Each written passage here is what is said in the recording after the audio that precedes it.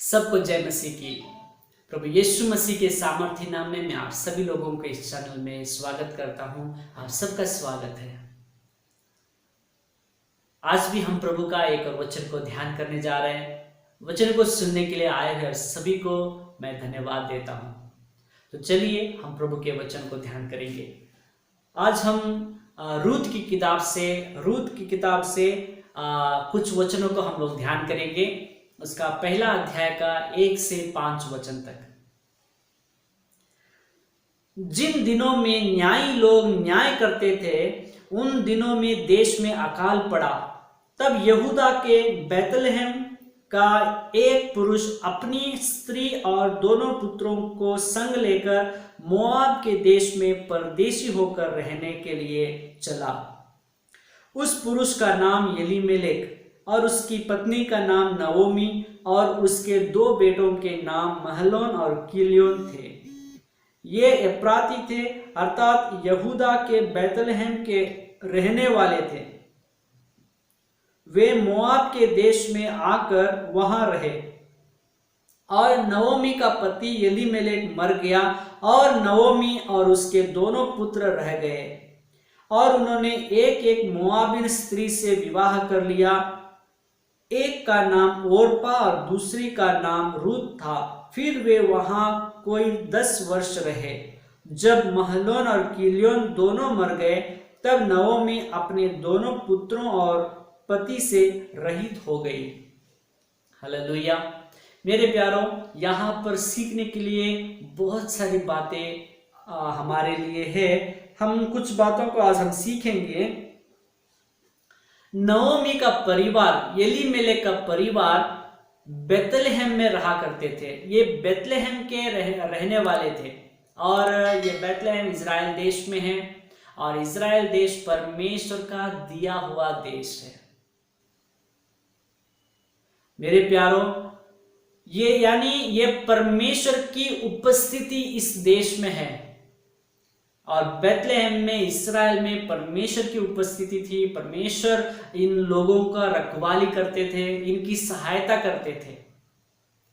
और ये समय ऐसा था,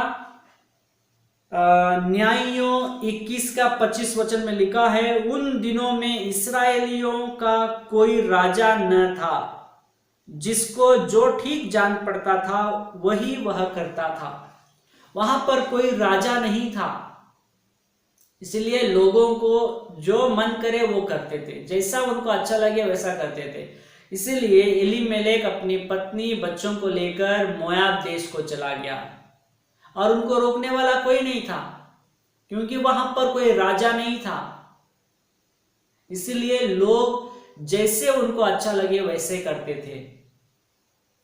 और शायद देखिए, जब लोग मनमानी करने लगते हैं तो कहीं ना कहीं पाप बढ़ने लगता है। क्योंकि कोई कानून नहीं होने पर लोग आसानी से गलती हो जाती है। और पाप जब बढ़ गया, तब परमेश्वर लोगों को शिक्षा देने के लिए, कुछ पनिशमेंट यानी कुछ सबक सिखाने के लिए परमेश्वर अकाल को भेजा। वो इन लोगों के अच्छा के लिए था, ताकि वो लोग मन फिराए, पश्चाताप करके फिर परमेश्वर के करीब आए। लेकिन एलीमेलेक ये बात को नहीं समझा। वो इस अकाल से बचने के लिए अपने परिवार को लेकर मोआब देश को चला गया। और इंग्लिश में लिखा है, he went to Moab for a while। कुछ समय के लिए चला गया। लेकिन 4 वचन का आखिरी में लिखा है, फिर वे वहां कोई 10 वर्ष रहे। देखिए, कुछ समय के लिए गए थे, लेकिन 10 वर्ष बीत गए। 10 वर्ष रह गए। कहां से गए? बैतलहम से गए और मोआब देश में रहने लगे। बैतलहम परमेश्वर का दिया हुआ जगह, सुंदर जगह था। बैतलहम का मतलब रोटी का घर, रोटी का घर। और यीशु मसीह ने कहा, मैं जीवन की रोटी हूं। यीशु मसीह जीवन की रोटी है और यीशु मसीह भी बेथलेहम में पैदा हुए। कितना सुंदर बात है। और ये बेथलेहम बहुत स्पेशल है। लेकिन वो लोग बेथलेहम से दूसरे देश को चले गए। और आगे जो हुआ अभी मैंने आपके सामने पढ़ा। एलीमेलेक मर गया, उसके दोनों बेटों मर गए। नओमी अपने 2 बहुओं के साथ रह गई। यहां आखिरी में लिखा है 5 वचन में, जब महलोन और किलियोन दोनों मर गए तब नओमी अपने दोनों पुत्रों और पति से रहित हो गई। जब बेथलेहम में थी पूरा परिवार था। जरूर अकाल तो था, जरूर उनको कुछ कष्ट था, उनका पेट भरना तो थोड़ा कष्ट था, लेकिन पूरा परिवार था वहां पर मिलकर। लेकिन बेथलेहम परमेश्वर का दिया हुआ देश को छोड़कर दूसरे देश में चले गए। वो लोग दुख उठाना पड़ा। अपने दोनों बच्चों को अपने पति को खोना पड़ा। मेरे प्यारो, परमेश्वर की उपस्थिति से जब हम दूर जाते हैं तो दुख झेलना पड़ता है। वो लोग परमेश्वर का दिया हुआ देश को छोड़कर दूसरे देश को चले गए। देखिए, अकाल परमेश्वर क्यों लाया? इजराइल लोगों को सबक सिखाने के लिए, क्योंकि पाप बढ़ने लगा था, वो लोग मनमानी करने लगे थे। इसलिए परमेश्वर उनको अकाल देकर उनको फिर अपने पास वापस बुलाना चाहता है। परमेश्वर चाहता था कि ये लोग मन फिराए, पश्चाताप करें, अपने पापों के लिए मन फिराए, ताकि मैं इनको भोजन वस्तु दूं। परमेश्वर इजराइल लोगों के अच्छा के लिए ही भेजा था अकाल को, लेकिन ये लोग वहां से बच के निकल गए, वहां से एस्केप हो गए। अकाल में वो लोग तसल्ली नहीं रखा, दूसरे देश को चले गए। कभी कभी जब परमेश्वर हमारे जीवन में कुछ कठिनाइयां परमिट करते हैं तो वो हमारे ही अच्छा के लिए है। हम परमेश्वर की उपस्थिति से कभी न भागे। याद रखना, ये लोग यहां से दूसरे देश चले गए, दुख झेला। नओमी अपने पति को, दोनों बच्चों को खोना पड़ा। जब हम भी परमेश्वर की उपस्थिति से दूर जाते हैं तो हमको भी कष्ट, दुख झेलना पड़ेगा। जो भी प्रभु लाए हमारे जीवन में, जितना भी कठिनाई लाए, हमारे अच्छा के लिए। तसल्ली करे, सब्र करे, तसल्ली से रहे। परमेश्वर जरूर एक हल निकालेगा। हमारी कोई गलती है तो प्रभु से के सामने पश्चाताप करके माफी मांगे, क्षमा मांगे। प्रभु क्षमा करेगा, क्योंकि वो दया करने वाला है, वो क्षमा करने वाला है, अनुग्रहकारी परमेश्वर है। वो हम पर दया करेगा, हमें क्षमा करेगा। इसको छोड़कर हम दूर न भागे। यहां पर हम देखते हैं, जब नओमी कुछ दिन के बाद सुना, 6 वचन के बाद हम पढ़ सकते हैं, तब नओमी ने सुना परमेश्वर अपने लोगों की सुधि लेकर उनको भोजन वस्तु दिया करके जब उन्होंने सुना तो फिर से बेथलेहम को वापस आती है। कहां आई?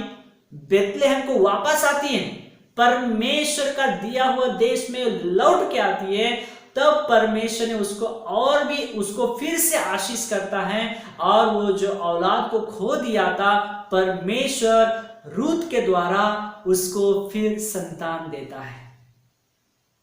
अपने दोनों बच्चों को खो दिया था, पति जी को खो दिया था, लेकिन फिर से परमेश्वर, जब वो बेथलेहम वापस लौट के आई, जब परमेश्वर की उपस्थिति में फिर से वापस आई, तो परमेश्वर फिर संतान की आशीष रूत के द्वारा किया। मेरे प्यारो, जब हम परमेश्वर की उपस्थिति में रहेंगे, हम आशीष पाएंगे। अगर परमेश्वर की उपस्थिति से दूर भागेंगे, दुख उठाना पड़ेगा। नओमी वापस प्रभु के पास आई, बेथलेहम आई, फिर संतान पाया, बहुत आशीषों को पाया। और रूत के जो संतान आया, उसी के द्वारा, उसी के संतान में यीशु मसीह भी पैदा हुए। देख, कितनी खुशी की बात है ना। नओमी को फिर प्रभु आशीषित किया, और रूत के संतान के द्वारा ही रूत के संतान के द्वारा ही यीशु मसीह इस दुनिया में पैदा होकर आए। मेरे प्यारों, जब हम प्रभु की उपस्थिति में रहते हैं तो प्रभु हमें बहुत ऐसे आशीष करता है। प्रभु इस वचनों के द्वारा आप सबों को बहुत ऐसे आशीष करे। एक छोटी सी दुआ करेंगे। आसमानी बाप प्रभु यीशु के नाम में हम आपको धन्यवाद करते हैं। प्रभु जी इस वचन के लिए धन्यवाद। जो मेरे भाई बहन सुने हैं सबों को आशीष कर। प्रभु जी सहायता करके हम हमेशा आपकी उपस्थिति में, आपके चरणों में बने रहे, आपसे कभी दूर जाने न देना। प्रभु जी हर एक कष्ट, दुख, तकलीफ से हमें छुड़ा कर बचाना। जो भी आप हमारे जीवन में लाते हैं उसको हम खुशी से स्वीकार करें। प्रभु हमारे अच्छा के लिए ही आप करते हैं। प्रभु जी हम धन्यवाद करते हैं। प्रभु हमें सहायता कर, अगर कोई गलती किया है तो मन फिराते हैं, पश्चाताप करके माफी मांगते हैं, हमें क्षमा कर, हम पर दया कर, हमें अनुग्रह कर। प्रभु सारी महिमा आपको देते यीशु मसीह के नाम से मांगते हैं, आमीन। प्रभु इस वचनों के द्वारा आप सबों को बहुत ऐसे आशीष करें।